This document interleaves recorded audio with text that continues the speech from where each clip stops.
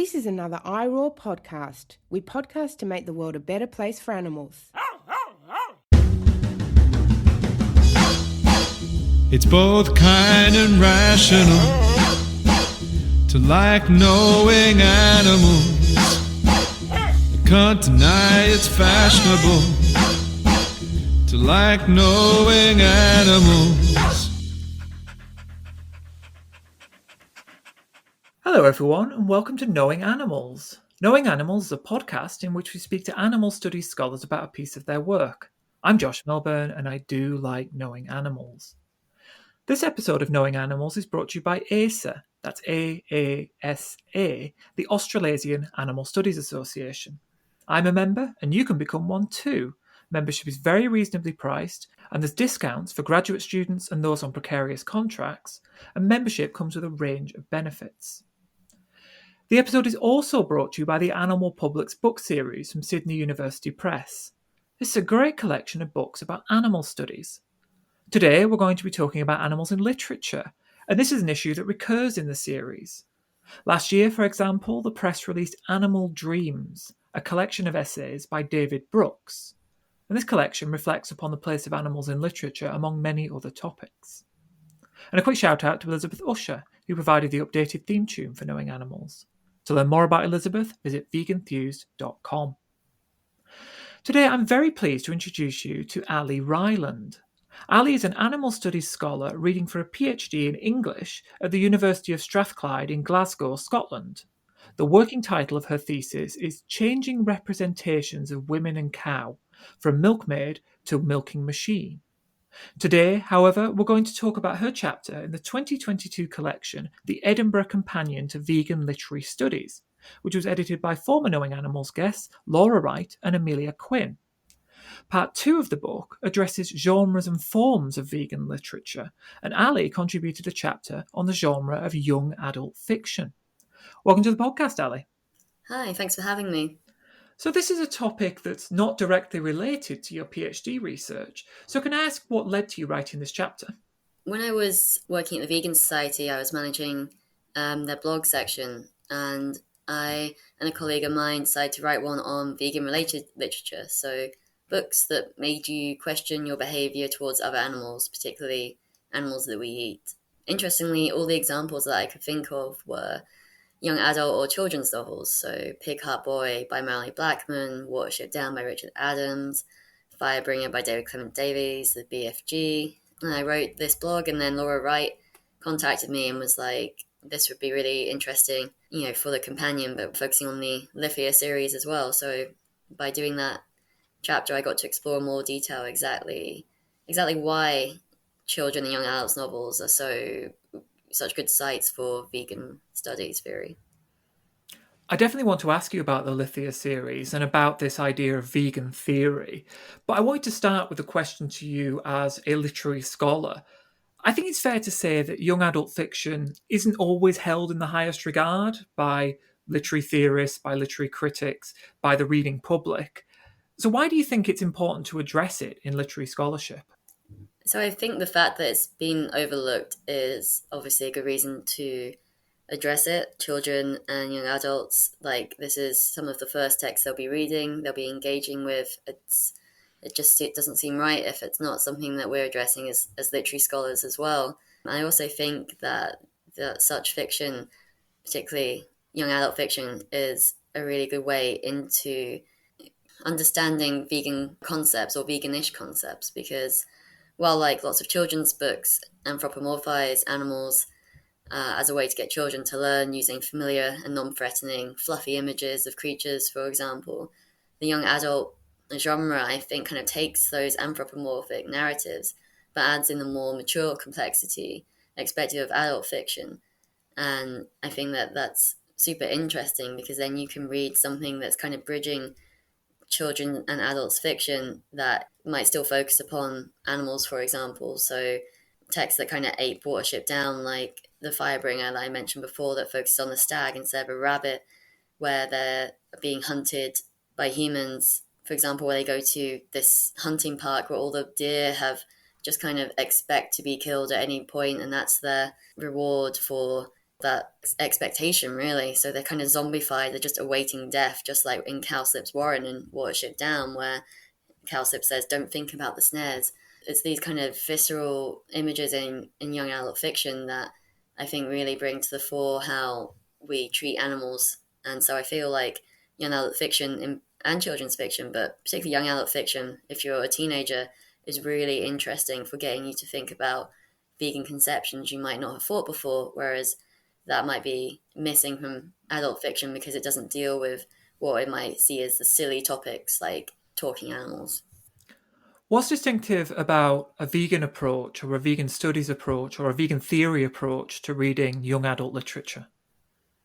I think a vegan approach really makes you not only notice everything a human character might eat, but really zero in on those animal characters that it has more. So a vegan literary studies approach isn't just about whether they're eating plants or steak. It's about, as Amelia Quinn and Ben Wiss would say, the refusal to sanction the carnivorous subject. So it's about finding young adult books that open up vegan possibilities by advocating for animals as like us but different, but either way worthy of respect. When you're reading young adult fiction with this vegan lens, you see it as like the animal characters within the text. You really focus on them and look at them. So in Pig Heart Boy, for example, by Mallory Blackman, there's a pig who is chosen to be the heart donor for a young black teenager. And even though she doesn't feature as a character all that much, like they have, when Cameron, the teenager, looks at her, they have this kind of sympathetic identification. She looks at him and stares at him twice, and that's what makes him wonder if it's actually okay to use animals the way that humans have used humans, particularly racialized humans, over the centuries. And I think that's like a really interesting chapter where you're seeing the animal as an animal and the human as a human who is questioning how animal they are and how animal we all are. Moments like that in young adult fiction are very vegan because it's not necessarily about diet, but it says, as Suna Borgfeldt says in the chapter in the Edinburgh Companion, veganism isn't a stable signifier, but a mode or heuristic thought through which text might be read. Seeing the scene with the kind of de-objectifying lens of veganism is, I think, a way to bring the topic off just what we eat and into just how we consider ourselves and animals as the same and different. Earlier you mentioned the Lithia series, and this is a series of young adult novels about vegans and about vampires, authored by Blair Richmond. Now, you said something very interesting about these books in the chapter. You said that they could be the first series to initiate a vegan young adult literary canon. So I think it's really worth reflecting on this series and what they do well and what they do badly and what it is they're doing. So could you introduce us to the Lithia series? I mean, I don't want to say it's just a rip-off of Twilight, but it kind of is. It's about a young girl, she's 19, not 17, who runs away to the Pacific Northwest and gets adopted by these vegans in a shoe store. And then there turns out to be some bear attacks, but the bear attacks are actually vampire attacks. And while she's investigating this, she's having dinner with a sexy actor, pale male guy called Roman, who turns out to be a vampire who's only having dinner with her to try to get her to eat steak because that'll make her more tasty, but she objects because she's a vegan. It is like Twilight, but the premise is that the main character is a vegan and she refuses the vampire's advances and will not let him in and be with him until he decides to go vegan. And unlike with Twilight, where vegetarianism is they still drink animals' blood, they're just not drinking humans' blood. And they say that animal blood doesn't satisfy them the way that human blood does, like a vegan just surviving on tofu. But whereas in Lithia, the vampires eat sap, and the sap is actually very nourishing. So they just take sap from a tree, and then the tree doesn't die, the tree is fine. I imagine the author was kind of watching Twilight. It was like, the only thing that could make this better is if we make it more vegan. But yeah, unfortunately, the fact that it does kind of reproduce a series written by a sort of conservative Mormon author means that it does focus a little bit too much on the interplay between the sexy, dangerous vegan vampire, and another vegan vampire who's like the environmentalist, chill guy who is a bit of a really. I mean, he's supposed to be the nice guy, but like, you know how the nice guy stereotype is like, oh god, he just seems to threaten her all the time and say weird stuff. And frankly, I think it's not a great model for presumably teenage girls who are the audience for this to be reading about. I see. So this isn't really living up to the potential that vegan literature could have. No, it's a bit of a shame, really, because even though it kind of brings out certain instances of like gendered kind of violence and like condemns that, so like the idea of the sexy vampire Roman trying to get her to eat the steak, and you know we see in that a lot of cultural like ideas of how men do try to get women to do that, particularly if they're in a relationship, and brings back the idea of like, why do men get violent about meat eating? Why is virility and all that like caught up in this idea? So it does bring that to the fore, but unfortunately, it just kind of it fails in a lot of ways. Like when it appears to sanction one of the vampires abducting Kat, the heroine, without her consent. Whereas even in Twilight, I think when he takes her to the top of a tree, when Edward takes Bella to the top of a tree, I think it is with her consent. But she just kind of faints. Kat just faints, and Alex, the other vampire, just like sweeps her off her feet and shows her his fangs, which I think that's kind of reinforces the idea that like blood-sucking fans, penetrative vampires, meat-eating, it's all very sexy in a way, which I don't think is a vegan message, really. And similarly, there aren't very many animal characters or any animal characters in the series, to be honest. Like they mention that the nice guy, Alex, has lots of dogs and cats and he's building an animal sanctuary, but they're not characters, they just seem to be like objects he's collecting. And so I feel like maybe if it spent less time trying to be Twilight and more time trying to actually initiate a vegan literary canon, then we could go some way to having those books that I think would be really useful. Because right now we have a lot of books that I think do evince vegan theoretical concepts, but aren't actually written by vegan authors or with a vegan message in mind. So I suppose the other text that you look at, which is Ava by Peter Dickinson, would be an example of that. Could you introduce us to that text? So yeah, Eva is a text about a young girl, teenage girl, who has her mind mapped onto the brain of Kelly, one of the lab chimpanzees that she's grown up around. And while her parents are like, oh, you'll still be a little girl, but you know, you'll just have a chimp's body, but we'll do all the normal things that you used to do. She's like, no, I'm going into the enclosure. I'm living as a chimp. She even mates with like the chimps at the end. Her parents are kind of like stiffen in horror, like how animalistic she's become, but all she's become is who she is, which is a chimp.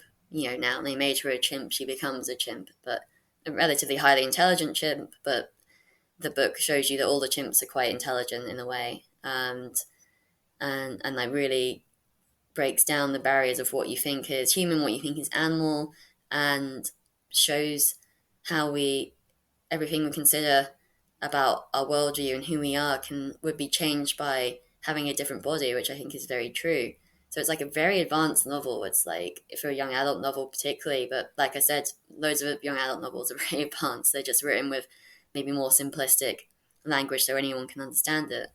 And it definitely is bringing up vegan theoretical points, I think, because, you know, it's about considering animals as alike us but different, and how we're all worthy of respect. That's very interesting. So, from your perspective, the more successful vegan novel is the one that breaks down this human animal binary rather than one that is talking a great deal about veganism. I suppose this links to something you talk about a lot in the chapter, which is the queer potential of vegan texts and the queer potential indeed of young adult texts. Yeah, it really helps that queerness, for example, destabilizes boundaries.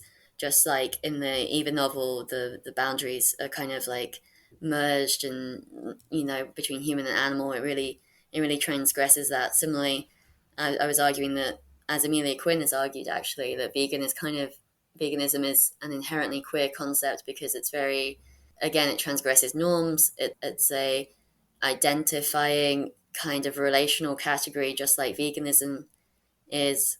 It's both queerness and veganism break down notions of masculinity and straightness just, through existing. And there's a related point that like a higher number than from the normal population, the average population of people who are vegan are queer as well.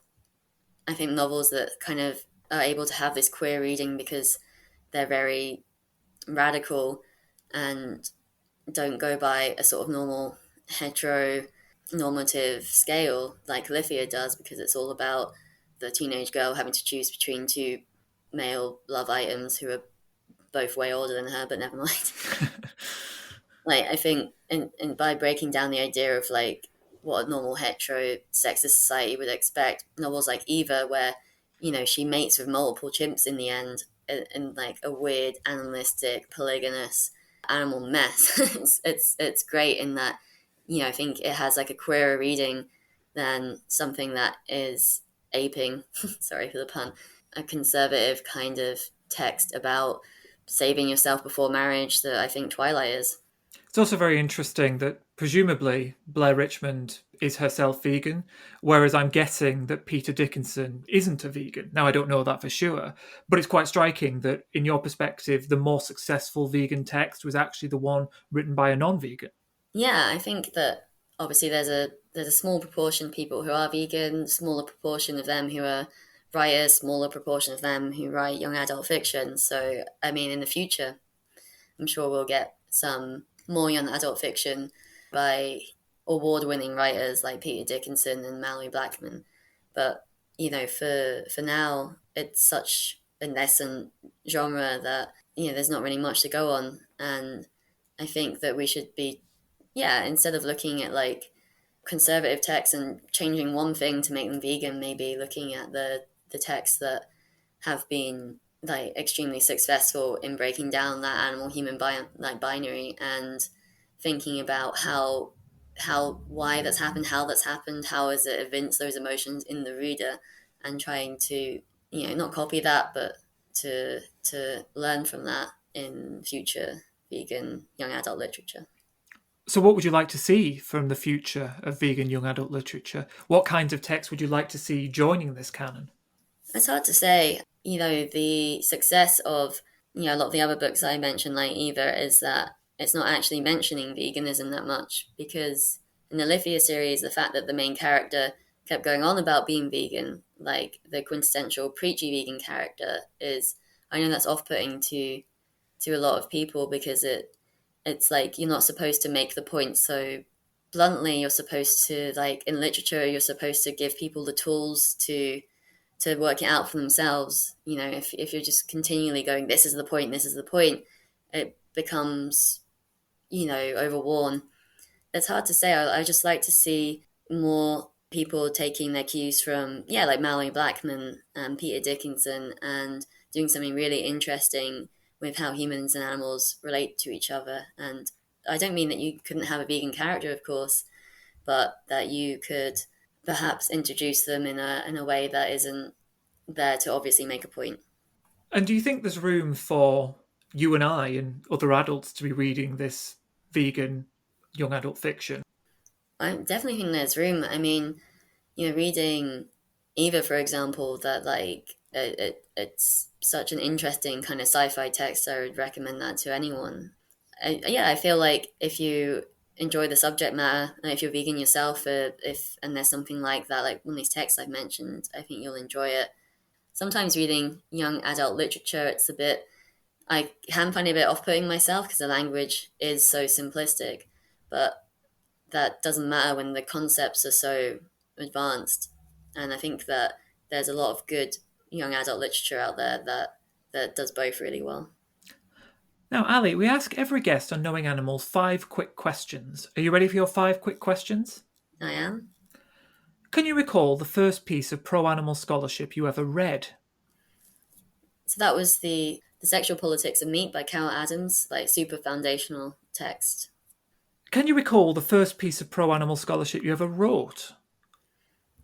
So yeah, I actually wrote an essay in undergraduate about women, animals, and Greek hierarchy in Euripides' Hecuba. If you had to name one animal studies scholar who had a big impact on you, who would it be? So my supervisor, Erica Fudge, has had an amazing impact on me. She's a really good early modern animal studies scholar. Would recommend her work to everyone. What do you think is the most important thing that academics can do for animals?